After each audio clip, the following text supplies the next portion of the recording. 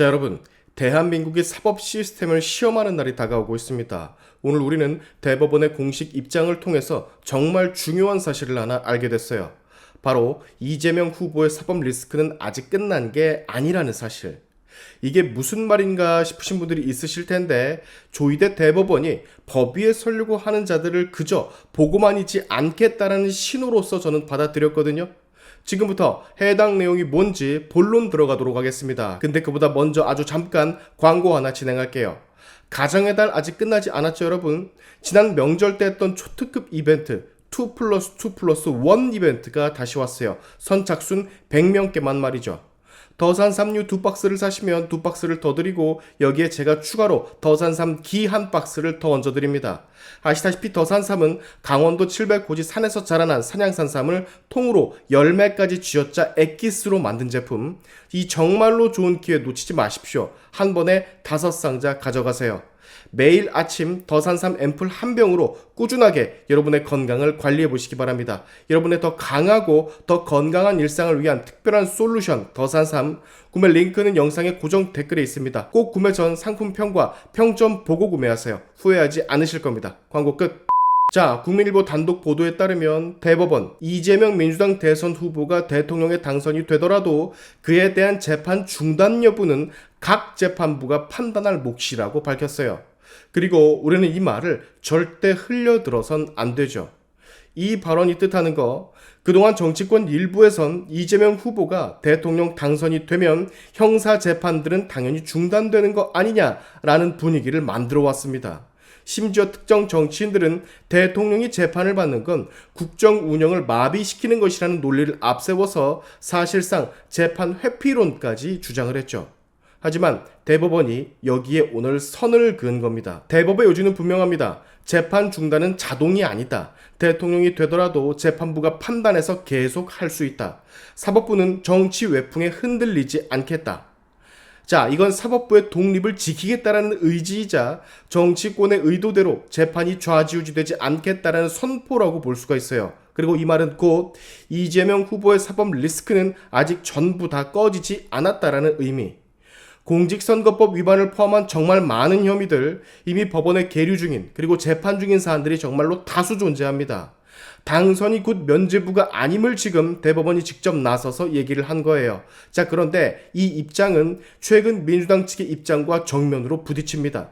민주당은 최근 재판 일정 연기 요청과 함께 균등한 선거운동 기회를 위해 재판을 잠시 멈춰야 한다라는 주장을 펼쳐왔죠. 그리고 뒤에선 그 이후에 아예 재판을 중지시켜버리는, 삭제를 시키는 것과 같은 법안을 상정해버렸고요. 하지만 대법원은 선거운동과 재판은 별개의 문제며 결국 판결 여부는 법정 안에서 결정될 문제라고 선을 그었습니다.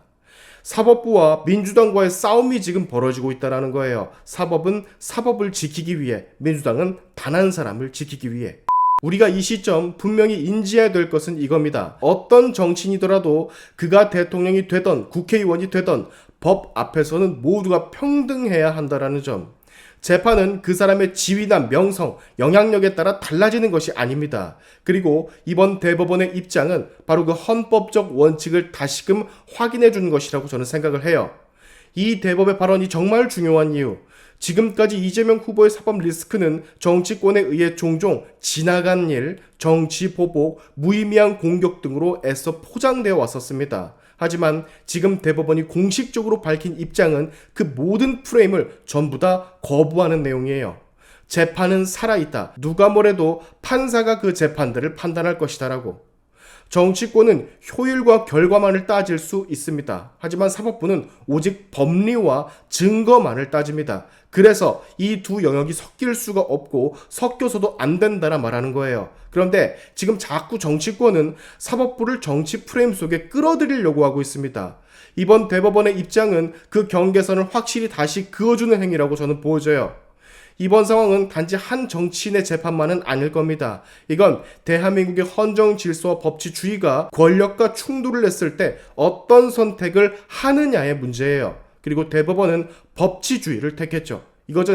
이것은 아주 조심스럽지만 단호한 결단이었습니다. 권력은 재판을 멈추려고 하고 사법은 판결을 하려고 하는 상황.